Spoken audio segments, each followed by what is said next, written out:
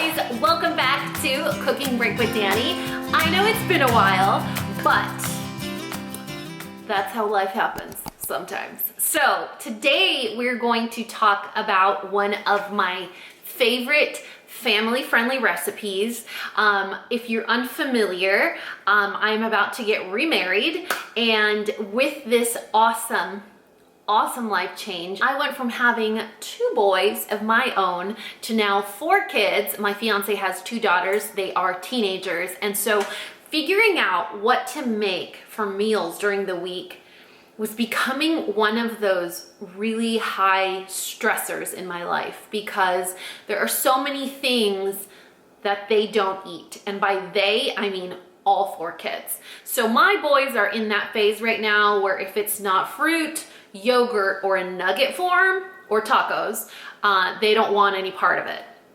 And my fiance's daughters are very high meat content and 0 vegetables. Like vegetables, it's like water on gremlins, you know what I mean? And so it was getting very challenging coming up with menu items where all of us could enjoy them, where we were still being nutrient dense, or at least a little bit of nutrient density, and just giving them a meal that was something they would enjoy.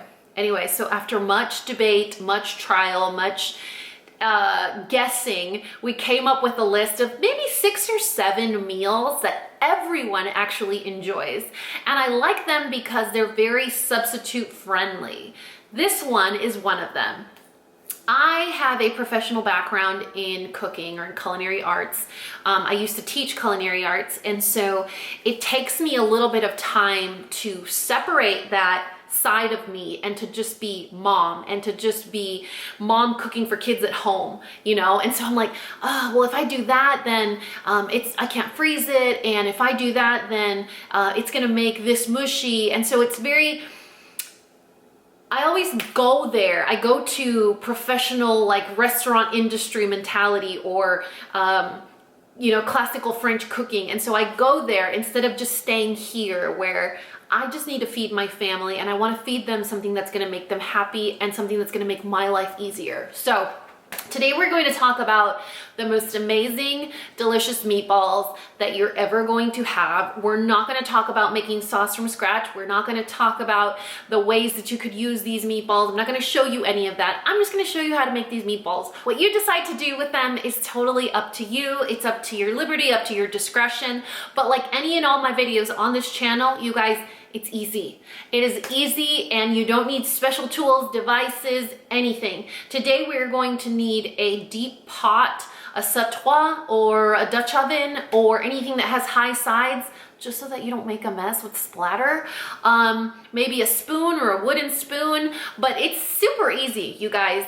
All of these videos have a list of tools and equipment in the description box. They also have a list of ingredients and the amounts of them, so the actual recipe portion. And you're also gonna find step-by-step steps in the description box. Anyway, enough of this long introduction. If you wanna see, do you wanna say hello? All right, let's say hello. If you wanna see how me and Sophia make the juiciest, most delicious, most yummy meatballs that you're ever going to have, you and your family, all you have to do is keep on watching. All right, you guys, easiest meatball recipe ever, foolproof, always comes out good, no way to mess it up. I'm gonna tell you very specific ingredients that you need to use, some that don't need to be specific, but it's kind of like a foolproof way to do this.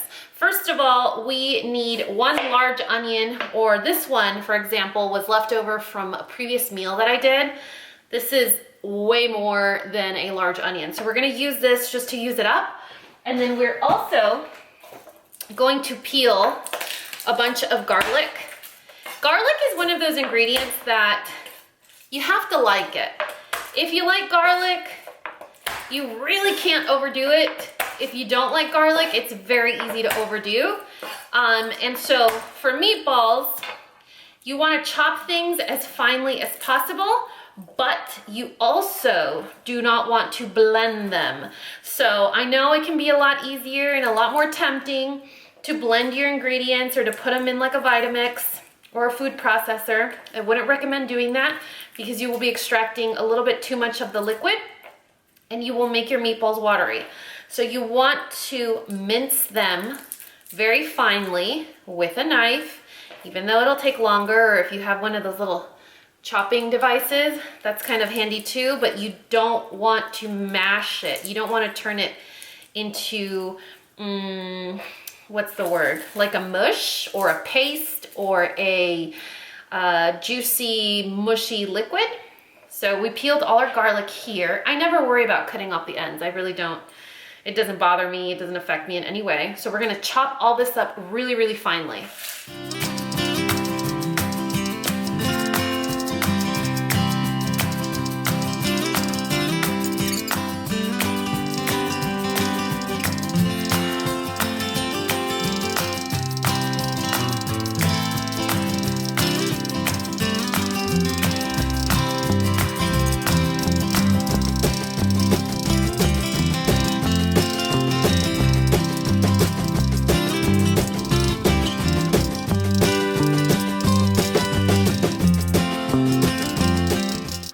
So I'm going to show you guys a little close up. That's about how fine you want it. If you want to go a little more, you can do that as well, but you just want to be really, really finely minced so you don't see those really big chunks in your meatballs.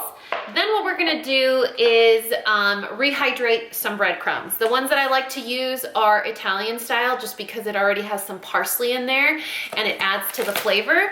When you're cooking, remember that it's always about layering flavors. The whole point is to layer flavor. I put about half a cup of breadcrumbs for every 2 pounds of meat that I use. So that's about half a cup of Italian breadcrumbs. Then I'm gonna do a splash of milk to rehydrate them. And I'm gonna crack 2 eggs. 1 egg per pound of meat. So 2 eggs since we are doing 2 pounds. Another thing that you want to do is not put eggshells in your beef. That's really important. Another thing that you want to do is remember that the percentage of fat in your meat really affects the quality of your meatballs. So I would keep it at 85-15. You could do 80-20 for really flavorful meatballs. However, they are higher in fat percent, in like the fat content. So you're already eating a saturated fat from beef. So 85 is probably the highest number I would go on lean. 15, the lowest I would go on fat. You could play with your ratios. You could also play with different proteins like pork or turkey. But like I said, I wouldn't go less than 15% on that fat. This is sort of the consistency you want with your egg, breadcrumb, milk mixture. We can start adding the rest of the stuff in here. This is kind of one of those recipes where you dump and go. I'm going to add all the onion and all the garlic. Then we are going to give it another stir. And I like to stir along the way just because it makes me feel like everything is a lot more evenly combined. Then we are going to add our meat. And this is kind of how you learn to season your food. You're gonna become very familiar with ratios without having to taste along the way. I like to coat the top of the beef.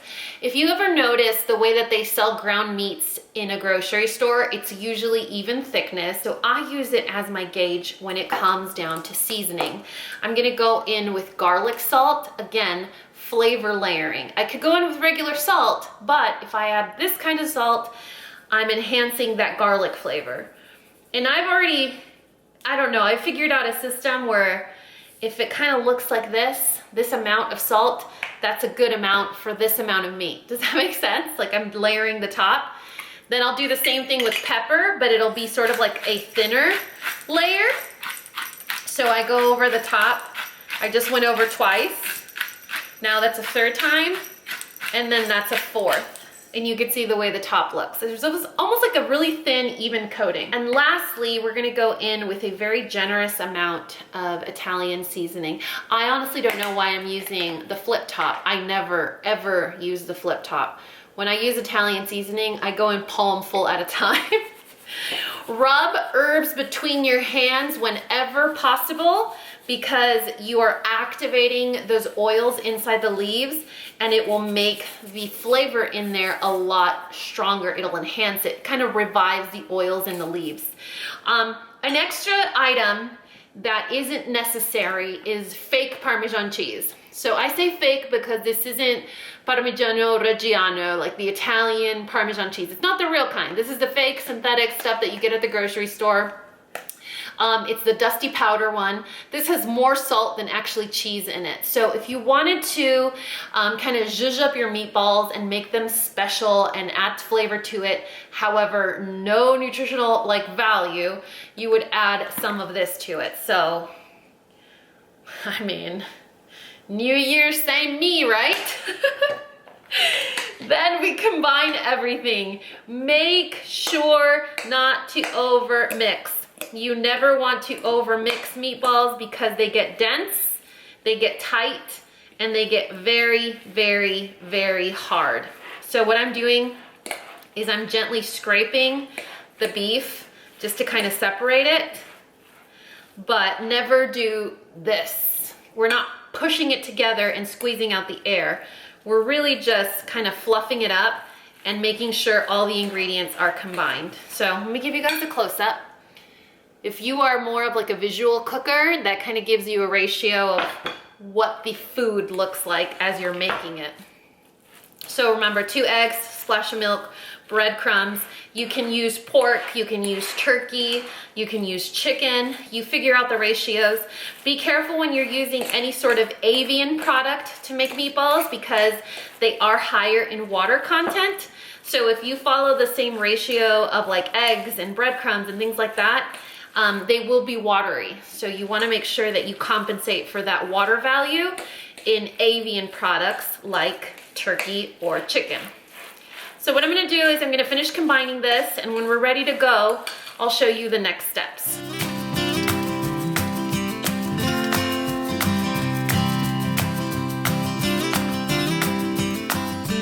All right, you guys, when your meatball mix is completely combined, it should look like this, and it should smell a lot like garlic and Italian herbs. We have our Dutch oven preheating now. If you wanted to freeze this, you must roll it into balls and freeze the balls individually on a sheet pan and then put them in a Ziploc bag. Otherwise, they're gonna stick together and you can't go from frozen mix to rolling them after. So roll them raw, freeze them separately in a sheet pan, and then put them in a bag. So for right now, we're gonna start making these meatballs. You can be as creative as you want, as sloppy as you want, as perfect as you want. You can bring out your kitchen scale. I'm not precise when it comes to stuff like this. I just use like a soup spoon, any sort of tablespoon, and that's really my unit of measurement. So I will take, usually I have a dirty hand like that, and I'll take a scoop. I make mine about golf ball size, so that's about the size that you want. You can make them bigger, you can make them smaller. It's really up to you. Sometimes when I'm feeling fun, I will make little ones for the boys, and then like a really big one for Parker just to be hilarious. But it's really up to you. The size really doesn't matter because we're gonna cook the heck out of these in the Dutch oven, which is screaming hot right now. So I'm gonna actually turn it down, or we are gonna fill this house with smoke. So let me get to rolling a couple of these just so that we have a good start on what we're going to drop in this Dutch oven. So you could tell the size of the ball. I would say it's somewhere between a little bit bigger than a golf ball, but a little bit smaller than a tennis ball. But then again, this is also coming from someone that is absolutely zero athletic, so it could be the size of a softball for all I know. Then what I'm gonna do is I am going to carefully take some olive oil with my dirty hand. I'm gonna have to Lysol this poor guy down. Generously apply olive oil to the bottom of your Dutch oven. Now this is olive oil, so it's Italian, it adds flavor. Start to drop your meatballs gently and leave them alone. Do not touch them. Do not, I repeat, do not touch them. Leave them alone, do not touch them. If you move them around, they are going to stick. You're just gonna drop them and leave them until the bottom side gets golden and crusty.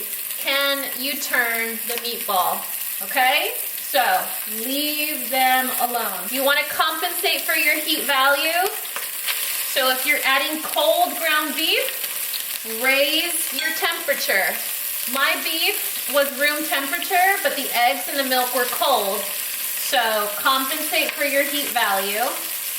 Once I start to add a lot of cold meat in there, I need to raise the temperature of the flame so that the heat value stays the same and I can get that golden caramelization on the bottom of the meatball.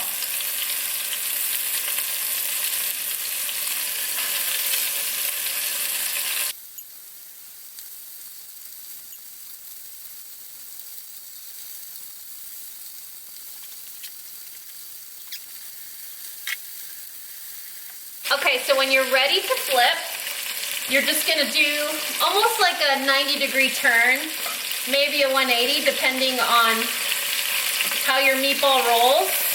You don't necessarily wanna brisket where you put yourself, you know, at the risk of burning yourself. So if you can flip it on its side, great. If it completely flips over onto its face, that's fine too. So give it a little flip.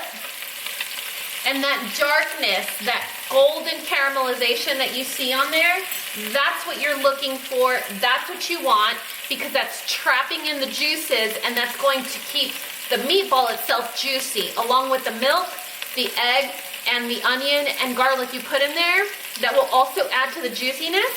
Sealing in the meat juices by doing this will also ensure that your meatballs aren't dry and yucky. We're gonna keep doing this until they're seared on all sides.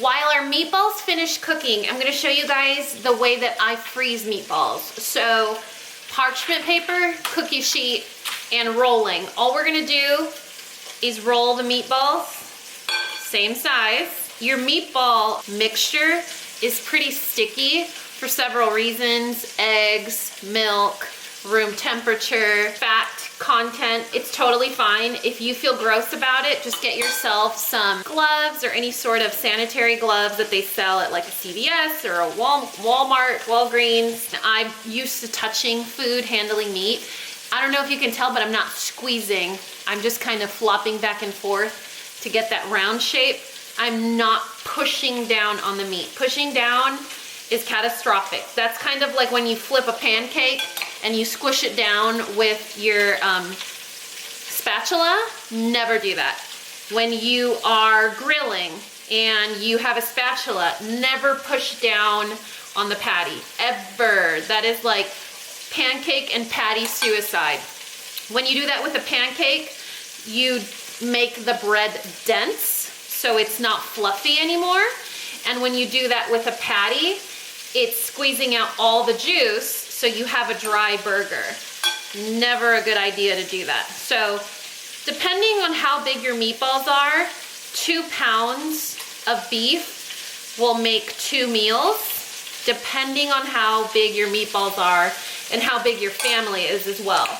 Today, it's only gonna be 4 of us eating, 4 adults, so I'm only going to use 1 pound of beef and I'm gonna freeze the rest, but the rest will yield 8 extra large meatballs, which again is enough for another meal for 4. So 2 pounds of beef will feed a family of about 6 or 2 families of 4, depending on how big their appetites are.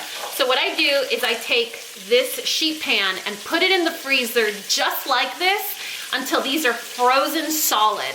After they're frozen solid, I pick them off and put them into a gallon bag. And then whenever I'm ready to cook them, I take them out and I defrost them, and they're already ready to go. All right, you guys, so the meatballs have seared on all sides. This is where it gets super easy. You're just gonna drop a jar of your favorite pasta sauce. Lower that heat significantly. There's nothing worse than tomato sauce splatter. You guys, nothing worse. It gets everywhere and it doesn't come out. So what I'm gonna do is I'm dropping the temperature to absolutely the lowest low ever. I'm going to put a little bit of water in here to shake out all that delicious sauce that was left over. I would recommend using the actual pasta water that you use to cook your pasta.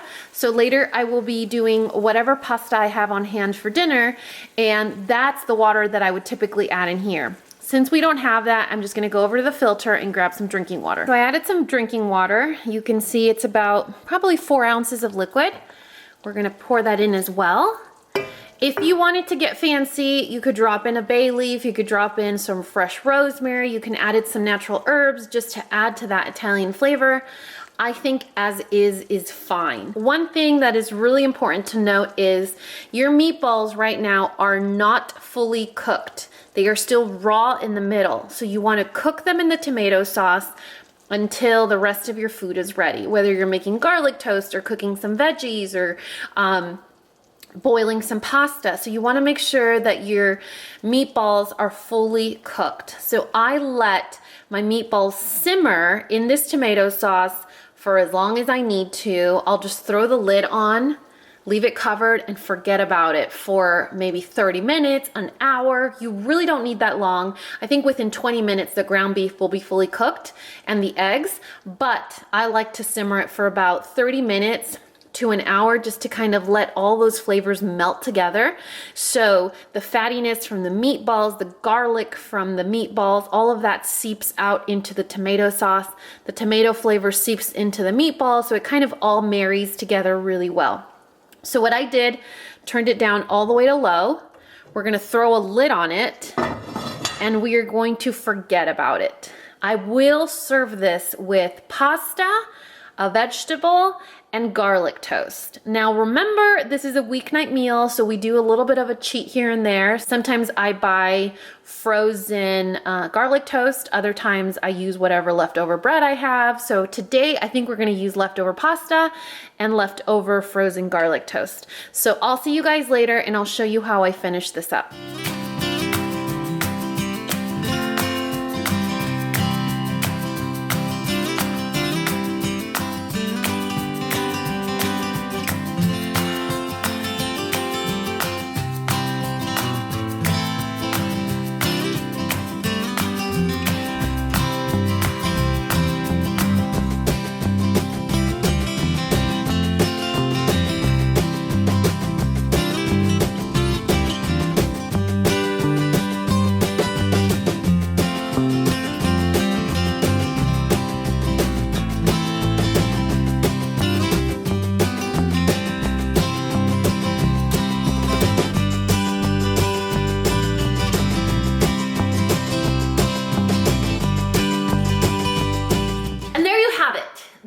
Are the easiest meatballs, most delicious meatballs. Like, I find it very difficult to find an easy but also super delicious meatball recipe. You know, you can't have one or the other. It's a little, well, since it's so easy, it's not so good. Or because it's so good, it's kind of hard. No, this is one of those where it's that easy and it's that delicious. And my favorite part about it is that it's freezable. Here's the rest of my frozen meatballs, you guys. It really is that easy, you guys. You do a double or triple of this recipe You freeze it on a sheet pan. So you want to freeze them raw on a cookie sheet or a sheet pan, and then take them frozen and throw them in a bag so that they don't stick together. And then when you want to have meatballs, you go in your freezer and you get your batch. You defrost it and then you follow the exact same cooking process. So you're going to put it in a hot Dutch oven with oil. You're going to sear it on all sides, and then you're going to finish cooking it with the sauce. So if you are a freezer friendly recipe that my family's actually going to eat, I need you in my life. So another thing you want to consider when you're doing this is it doesn't have to go on spaghetti. It doesn't have to go on noodles. You can serve it as a hearty tomato sauce meatball with steamed broccoli or broiled Brussels sprouts or caramelized carrots. It does not have to be served with carbs. You can always serve these meatballs with a side of hearty vegetables, grilled vegetables. You could even slide them into a sub sandwich and make a meatball sub. You could say you have these frozen in your freezer, take them out. You can actually crumble them and saute them with more sauce, and you could do just like a meat sauce or like a bolognese and serve that. Okay, I'm not really proud to confess the things that I do to trick my kids, but my almost 5-year-old doesn't like meatballs. He looks at meatballs and he's like, I don't want that. So when I crush it or crumble them in the tomato sauce and mix it into his spaghetti, then he eats it. So there is an option. That's not going to change the efficacy of this recipe. It won't. It's still going to be delicious. It's still going to be juicy. Your meatballs are not going to dry out, and your kids are still going to like them. Doesn't matter what presentation you give it to them in. Anyway, I really hope that you guys enjoyed this video. Let me know maybe other options, other ideas that you want to see on this channel. I do have a little running list going for you guys. I think our next video is either going to be some kitchen basics, like tools that you need to have in your kitchen without overdoing it. I'm not a gadget person. Or we could also learn like my top 3 favorite spice blends. I make them in bulk and I keep them in my pantry. Oh my goodness. I keep them in my pantry in bulk, and when I need to put some chicken thighs in the Instapot because I forgot to defrost food, I have my spice blend ready to go. If Parker's like, hey, I need you to meal prep for me for lunch because I don't want to grill outside, I have my little spice blend for chicken breast that I throw in the oven. So there's a couple of spice blends that I have on constant rotation that never let me down, and I think that may be my next video. But I do want to hear your feedback, so let us know in the comment section below. If you try this recipe and you love this recipe, don't forget to show us, tag us on Instagram, on Twitter, here in the comments, and let us know your feedback. But other than that, everything is listed in the description box below of this video. And aside from the fact that I love you guys terribly, I want to remind you guys to hit that subscribe button if you want to learn more easy ways, friendly ways to hang out in your kitchen, enjoy meals that your kids will actually eat. Then let's do it. Hit that subscribe button, become a panda, let's cook together, and aside from cooking together, let's eat.